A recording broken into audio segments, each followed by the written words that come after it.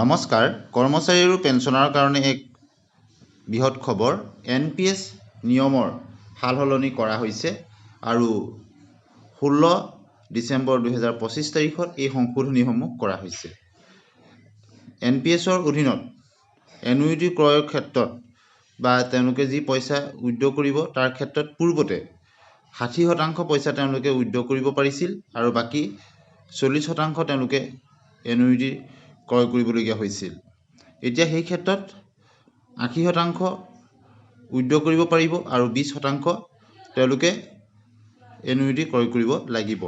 অৱশ্যে এই যিখিনি নিয়মৰ সংশোধন কৰা হৈছে বেচৰকাৰী কৰ্মচাৰীসকলৰ ক্ষেত্ৰতহে, যিহেতু বেচৰকাৰী কৰ্মচাৰীসকলেও NPSৰ তেওঁলোকৰ জমা ৰাখিব পাৰে আৰু তাৰ সুবিধা ল'ব পাৰে।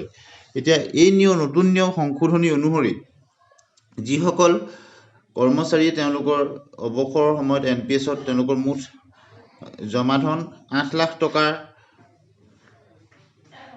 তলত হয় তেওঁলোকে সম্পূৰ্ণ ধন উলিয়াব পাৰিব আৰু যিসকলৰ 8 লাখৰ পৰা 12 লাখৰ ভিতৰত হ'ব তেওঁলোকে 6 লাখ টকা ওৱান টাইম উইথড্ৰ কৰিব পাৰিব। বাকী থকা 6 লাখ টকাৰ তেওঁলোকে এনুইটি ক্ৰয় কৰিব লাগিব 20% আৰু মেক্সিমাম সময়সীমা দিছে 6 বছৰলৈকে। 6 বছৰৰ পিছত তেওঁলোকে সেইখিনি নিজে সিদ্ধান্ত ল'ব পাৰিব।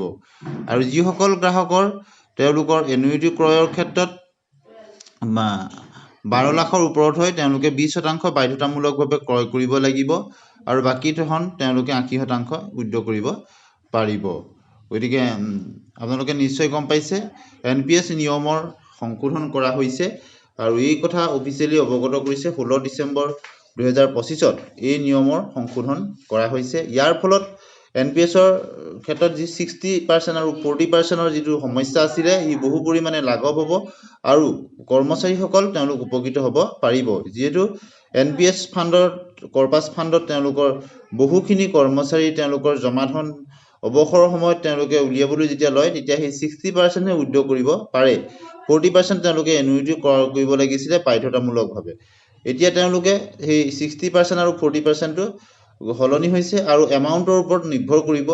8 লাখৰ তলৰ যিসকল কৰ্মচাৰী 8 লাখতকৈ তলৰ যিসকলৰ জমা হ'ব তেওঁলোকে সম্পূৰ্ণ ধন ইচ্ছা কৰিলে তেওঁলোকে উইথড্ৰ কৰিব পাৰিব। কোনো ধৰণৰ তাত বাধ্যবাধকতা নাথাকিব।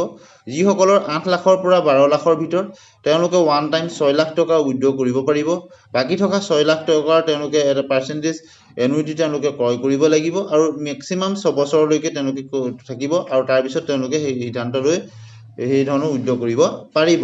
আৰু যিসকল কৰ্মচাৰী তেওঁলোকৰ 12 লাখৰ ওপৰত থাকিব তেওঁলোকে বাধ্যতামূলকভাৱে 20% এনুইটি ক্ৰয় কৰিব লাগিব। 80% তেওঁলোকে উইথড্ৰ কৰিব পাৰিব আৰু তাৰ ওপৰত ভিত্তি কৰি তেওঁলোকে পেঞ্চনসমূহ লাভ কৰিব। গতিকে যিসকল বেচৰকাৰী কৰ্মচাৰী NPSৰ অধীনত আহে তেওঁলোকৰ ক্ষেত্ৰত এই নিয়ম প্ৰযোজ্য হ'ব। বৰ্তমান যিসকল চৰকাৰী কৰ্মচাৰী আছে চৰকাৰী কৰ্মচাৰীসকলৰ ক্ষেত্ৰতো অতি শীঘ্ৰেই এনেধৰণৰ সংশোধনী আহিব বুলি আশা কৰা হৈছে, কিয়নো প্ৰথমে বেচৰকাৰী কৰ্মচাৰীসকলৰ ক্ষেত্ৰত এই সংশোধনীটো আহিছে।